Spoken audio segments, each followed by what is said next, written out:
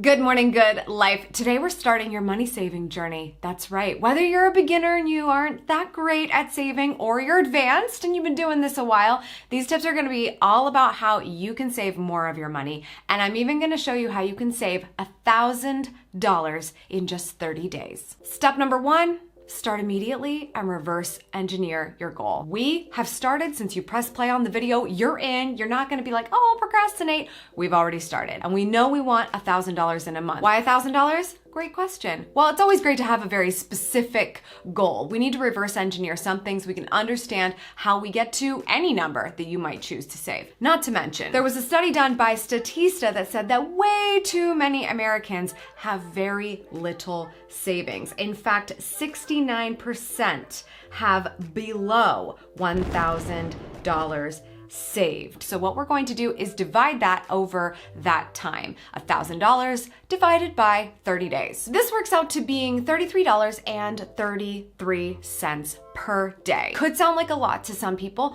could sound like totally achievable for some people. Let's break it down. Let's say you're somebody who likes to go pick up their coffee and definitely likes to go pick up their lunch and might have a little bit of extra cash in their wallet. If you were to omit your $6 Starbucks, your $13 lunch, and add about $14.33, you've got $33.33 per day. You may not be somebody who goes out to eat all the time, but this is just showing you all of the different ways that we can come up with that money. When you give yourself the goal, when you give yourself the baby step, it's a lot easier for you to focus on how to make that goal happen. However, I have a feeling if you're watching this video, it's not necessarily that you don't know ways to save. It's more the issue of the habit of saving, not necessarily being in your life right now. Because let's be honest, not spending does not always equal saving. Accessible money is very easily spent. If not today, then maybe tomorrow. So as we're trying to get into the habit of saving, it's very important that not only do we know what our goal is on a monthly, on a weekly, on a daily basis, and now you have that number in mind,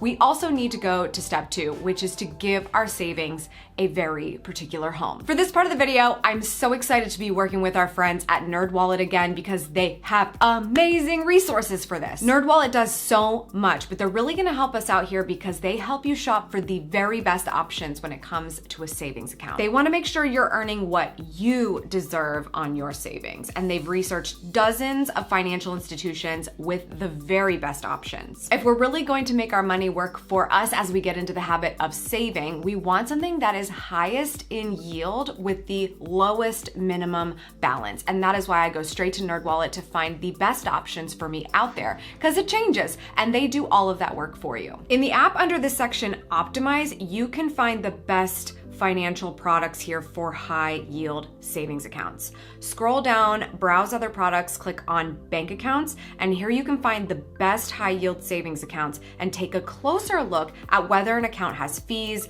a minimum balance requirement, and more. You can also head over to nerdwallet.com. On the homepage in the top left section under our top picks, they have a section dedicated to the best banking products. If you want to find the savings account that has the highest interest rates, click on best high yield online savings accounts, and then you can go through their recommendations from there, see what their ratings are, the different interest rates, and go with the one that's best for you. The NerdWallet app is not only going to help you make sure that you've got a home base for your savings that's going to pay you back the most, but it's also a great one-stop shop for all of your financial needs. If you want to easily explore your best financial options, check out NerdWallet. I'll leave a link in the description down below so that you can download the app for yourself. Step number 3 is to make it a daily ritual of paying attention to your accounts. This is something that I actually used to make fun of my little brothers for. Yes, they're 10 years younger than me and they were way better than me at this. They would always report to me how much money they had in the bank. I was like, first of all, I feel like that's none of my business. But second of all, their obsessive compulsiveness over it, like literally they would spend $5 so that they could make it like an even $5,000 in the account. It just was prettier for them to look at.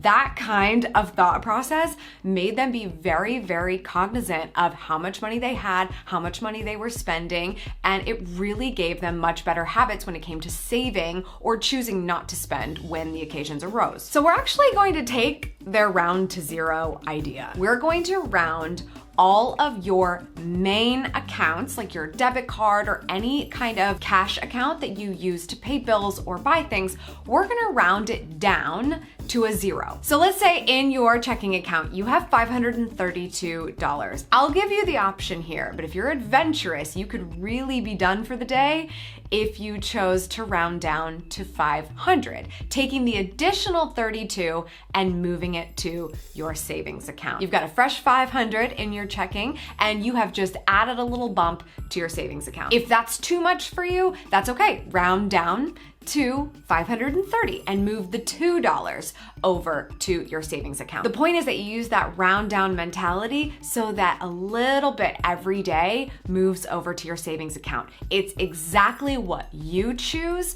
but it's giving you a bar. So if you have $539 in the bank, like, oh, okay, I'm moving $9 over today just by default. When that money is being moved to a place where it cannot be as easily spent, who is going to remember $9 by tomorrow? Probably not very many of us. So whether it's daily or weekly, take your account in your checking to a zero and use anything over that zero to put in your savings account. Probably not wise to round down to 0.00.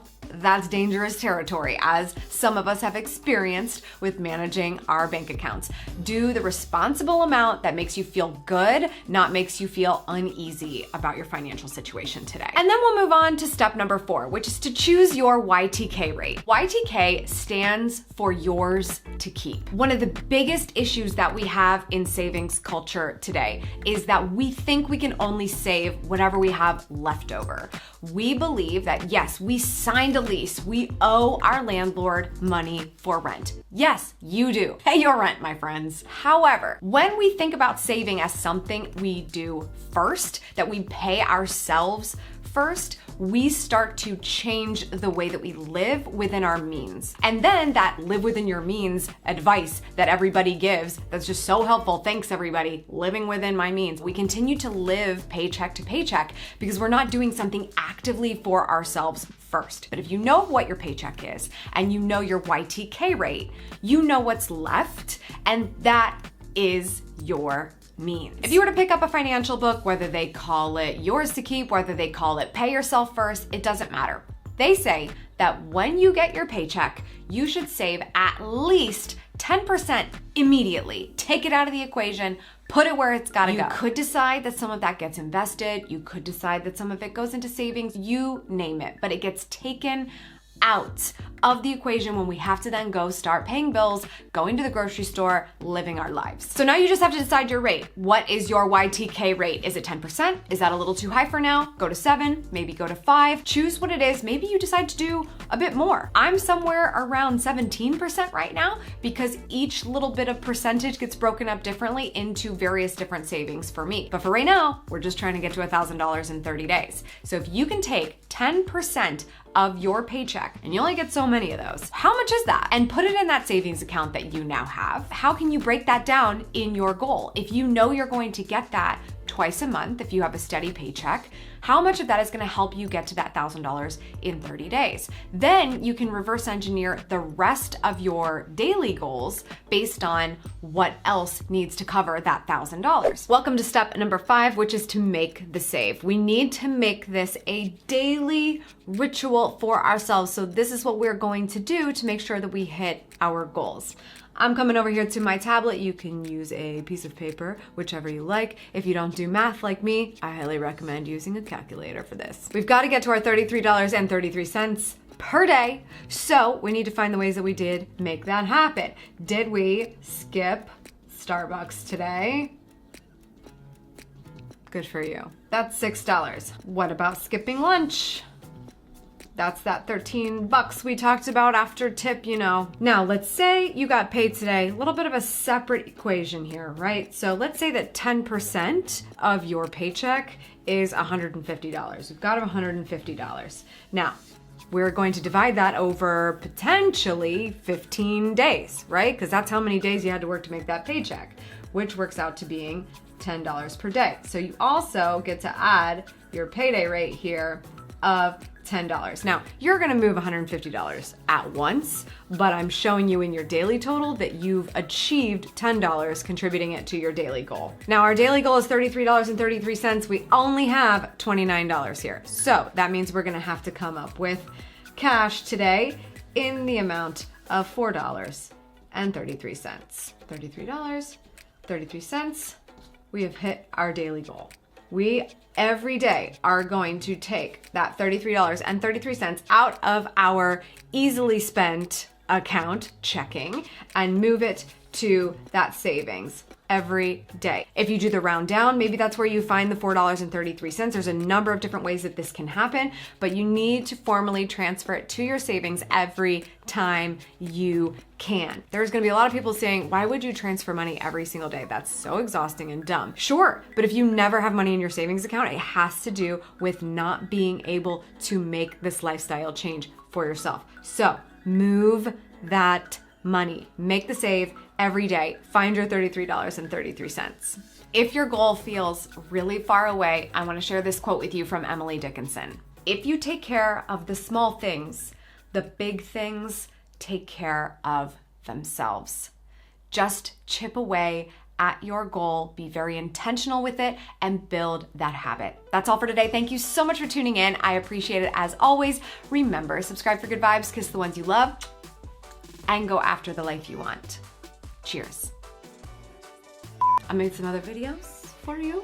Just wanted you to know. We talk about money sometimes. I love to talk about it. I love helping people with this. I have been on a journey with money, so I'm here to help. And I think you'll like these if this was your bag. So check them out.